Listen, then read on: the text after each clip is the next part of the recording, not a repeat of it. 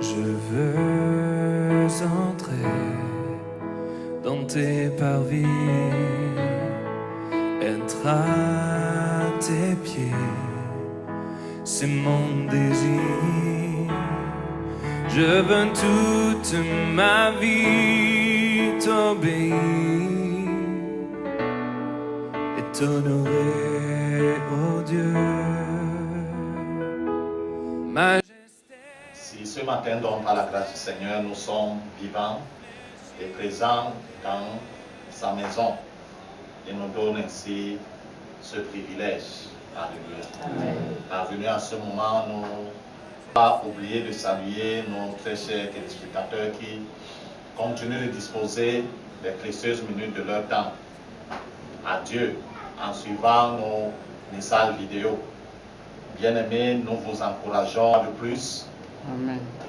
Et nous vous rassurons la part du Seigneur que ce temps que vous disposez n'est pas une perte. Le Seigneur va davantage s'en servir pour l'accomplissement de ses plans parfaits dans nos vies. Alléluia. Nous voulons nous remettre à le Seigneur par la prière. Seigneur Père Tout-Puissant, Dieu de fidélité et de bonté, Roi éternel, nous bénissons, nous honorons ton nom, glorifions ta grandeur. Nous reconnaissons ta grâce, Seigneur, ce matin. Toi qui nous réunis, Seigneur, notre Dieu, selon ta grande bonté, et qui nous conduis jusqu'à ce moment, Seigneur, du partage de ta parole. Père de gloire, t'aimes encore selon ta grande miséricorde. Ouvre-nous dans ta compréhension, Seigneur, par ton esprit. Dispose nos cœurs, ô Dieu, et donne à chacun d'entre nous le pouvoir, une fois de plus, saisir ta pensée, Seigneur, ô Père éternel, pour la garder, Seigneur, notre Dieu, en paix, la mienne en pratique, à la gloire du ton Seigneur. Amen. Amen. Nous asseoir, bien-aimés.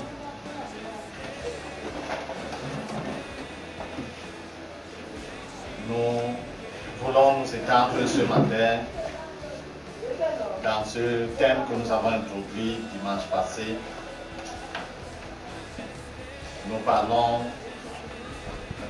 de nous laisser conduire par le Saint-Esprit.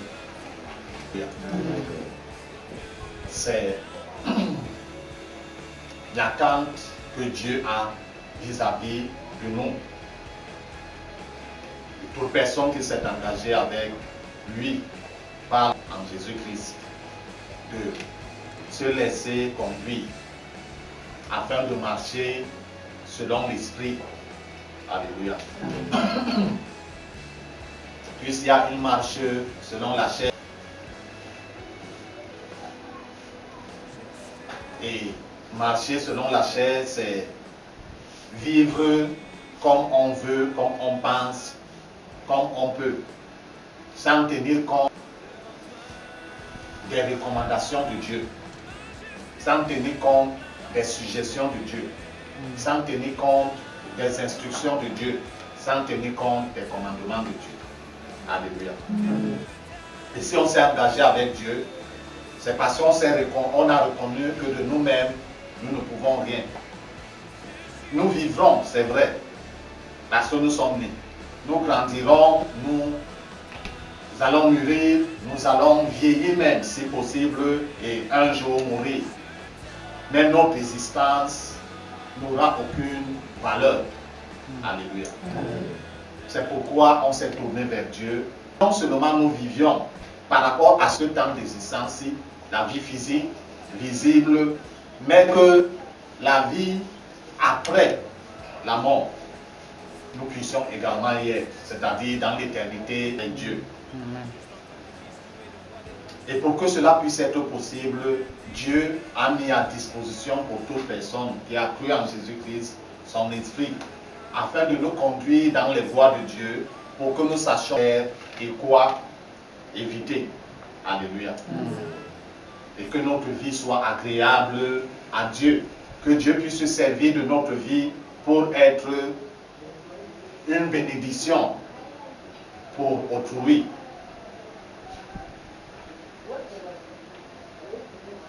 Et nous avons vu qu'il y a ainsi une lutte perpétuelle entre la chair que nous portons et l'esprit de Dieu qui est en nous, qui habite dans notre esprit. Cette lutte, c'est que les désirs de la chair veulent toujours continuer à s'exprimer. Donc, nous nous sommes engagés avec Dieu dans une marche spirituelle. Et il faudrait que ce soit les choses de l'esprit qui puissent se matérialiser ou s'exprimer au travers de nous. Donc, une lutte acharnée entre les deux. Au point où l'on ne veut pas dire que ce que je suis en train de faire là maintenant, je suis en train de faire ma volonté. Alléluia. Soit on est en train de faire la volonté de la chair, soit alors on est en train de faire la volonté de l'esprit. Amen. Ce matin, par la grâce du Seigneur, nous voulons lire dans l'Épître de Paul aux Romains, chapitre 8. Nous lisons du verset 5 au verset 8.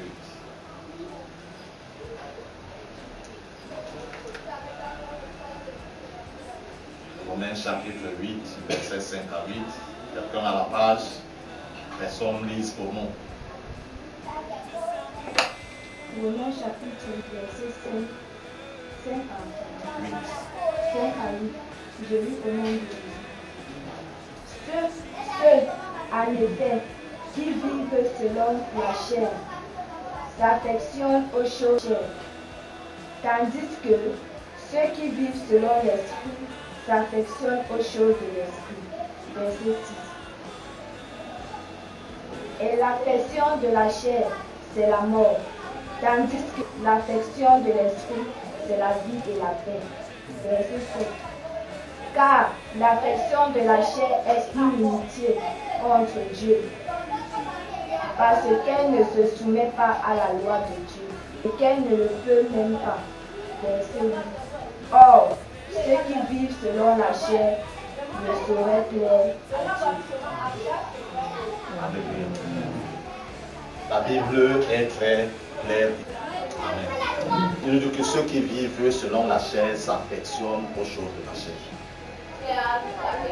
En effet, lorsqu'on parle de la chair ici, on veut parler des choses qui sont contre la volonté de Dieu. Toutes sortes de péchés et de dépravations. Ceux qui vivent selon la chair, c'est ces choses qu'ils aiment. Tu ne vas pas dire à quelqu'un qui vit selon la chair de ne pas mentir. Le mensonge, c'est son quotidien. Alléluia. De ne pas voler. Le vol, c'est son quotidien. De ne pas insulter, c'est son quotidien. Alléluia. Par contre, ceux qui vivent selon l'esprit s'affectionnent aux choses de l'esprit. Les choses de l'esprit, c'est la justice. Alléluia. C'est la vérité. C'est la paix. C'est la joie. C'est la sanctification. Amen. C'est ce à quoi nous sommes appelés. Afin que notre vie ne soit pas entachée de péché. Puisque nous sommes appelés dans une marche de sainteté avec Dieu. Une marche où Dieu devrait trouver du plaisir dans nos vies chaque jour. Amen. Parce que nous marchons en conformité avec sa parole, en obéissance à sa parole. Et pour cela, nous devons nous appuyer sur le soutien du Saint-Esprit. Aussi longtemps que notre volonté est manifeste de ne pas pécher, le Saint-Esprit nous soutiendra. Alléluia. Amen. Et jour après jour de discipline, nous allons nous retrouver vainqueurs de ce qui nous dominait hier. Parce que hier, nous menions notre vie sans tenir compte de Dieu. Parce que nous ne connaissions même pas la volonté et la pensée de Dieu pour nous. Alléluia. Mais par le message de l'Évangile, qui nous fait comprendre que Dieu veut notre bien. Amen. Tant dans ce temps-ci et encore plus dans le temps à venir. Et pour que cela soit fait, il faudrait que nous puissions nous soumettre à lui. Nous soumettre à Dieu, c'est accepter ne plus vivre notre vie comme nous le pensons. Bien plutôt nous engager à vivre notre vie comme Dieu le pense. Amen. Et il nous fait comprendre que l'affection de la chair, c'est quoi? C'est la mort. Même après au message de l'évangile, on s'est engagé avec le Seigneur Jésus-Christ et on continue par la suite à vivre selon la chair. C'est-à-dire faire tout ce qui est contraire à la sainte doctrine. Non seulement physiquement on va mourir, mais spirituellement on va davantage s'écarter de Dieu. Et on risque de ne pas être présent en ce jour. Parce que le Seigneur revient bientôt. Alléluia. Il revient bientôt, il voudrait attirer l'attention des siens afin que chacun puisse se rajuster, se remettre dans les rangs, en menant une vie qui lui est agréable. Alléluia. Sachant que notre chair que nous portons ne va jamais s'accorder avec notre esprit pour accepter de marcher dans les voies de la justice. Jamais, parce qu'elle est incapable. Alléluia. C'est pourquoi, parce qu'elle va rentrer où? Dans la poussière. Le corps que nous portons va rentrer dans la poussière. Parce que c'est de la poussière qu'il a été tiré et modelé tel que nous voyons. Mais notre esprit qui nous vient de Dieu devrait retourner vers Dieu. Si et seulement si donc, nous l'entretenons tel que Dieu voudrait. C'est pourquoi il a mis sa parole à notre disposition. Alléluia. Quelqu'un qui veut aller vivre en Europe, n'est-ce pas, il commence à s'apprêter. Si c'est un pays où, n'est-ce pas, c'est tant je crois tu commences à apprendre la langue là, pour qu'il y ait arrivé que tu ne sois pas dépaysé, n'est-ce pas. De la même manière, si nous voulons entrer au ciel, nous devons commencer à nous préparer pleinement. Nous vivons dans cette vie. Pour que, en effet, si nous parvenons à y être, que nous ne soyons pas dépaysés. Nous n'arrivions pas et qu'on commence à regarder les choses comme si elles sont étranges. Alléluia. Parce qu'on ne s'est pas préparé par rapport à cela.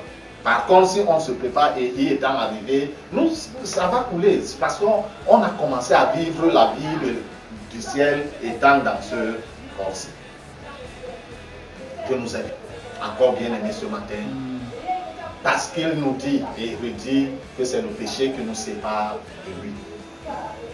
Et pour que nous puissions tenir le péché loin de nous, nous devons nous accorder avec son qui est en nous pour nous aider à tenir le péché loin de nous. Lui nous soutenant, nous pourrons donc tenir, nous pourrons discerner les manœuvres de l'ennemi parce qu'il ne va jamais te présenter le péché tel qu'il est. Alléluia. Amen. Il va toujours utiliser un certain emballage camouflé, présentant que non, la chose est bonne. Et pourtant, c'est le piège. À discerner ces choses et à ne pas tomber, afin de mener une vie qui est agréable à Dieu, une vie qui nous apporte la paix et la joie, une vie par laquelle Dieu se glorifie. Amen. Amen. Il n'y a pas meilleure vie que celle-là.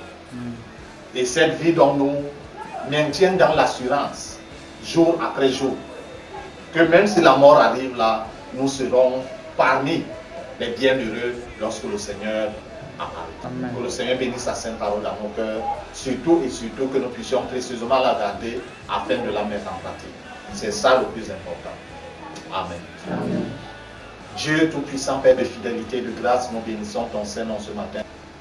Te disons merci, Père éternel, pour ta parole que tu nous adresses dans ta grande fidélité. Dieu redoutable de grâce, accorde à chacun, Seigneur, notre Dieu, d'entre nous, la capacité de garder, Seigneur, nos rois, ce qu'il a entendu, surtout encore de nous mettre en pratique selon ta fidélité, ô Dieu, au nom de Jésus de Nazareth. J'élève ma voix également pour, Seigneur, mon Dieu, cette personne.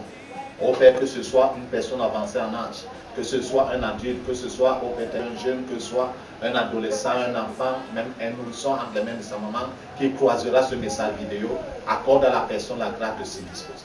Et qu'en suivant, Seigneur, ce message vidéo éternel, oh Papa, donne-lui, Seigneur Dieu, de comprendre ta pensée, afin, Seigneur Dieu, de garder au Père ton cœur et mettre en pratique. Et pendant ces moments d'écoute, ô Dieu éternel, visite la vie de cette personne pleinement au nom de Jésus-Christ. Visite la vie de cette personne, Seigneur Dieu, profondément, ô éternel, au nom de Jésus-Christ. Toi devant qui, Seigneur Dieu, rien n'est caché. Que les profondeurs, Père éternel, notre Dieu, des œuvres de l'ennemi dans la vie de ces personnes soient, au Père éternel, notre Dieu, exposées au nom de Jésus-Christ. Que ces œuvres soient, Seigneur Dieu, nous démantelées, éternel, ô Papa, écrites par ta main toute puissante au nom de Jésus-Christ. Quel que soit, Seigneur, notre Dieu, l'étendue de son action dans la vie de cette personne qui se disposera, ô Père, à cette vidéo éternelle, œuvre dans sa vie selon ta fidélité, ta bonté, au nom de Jésus-Christ Nazareth. Porte au Père éternel, notre Dieu, un changement favorable.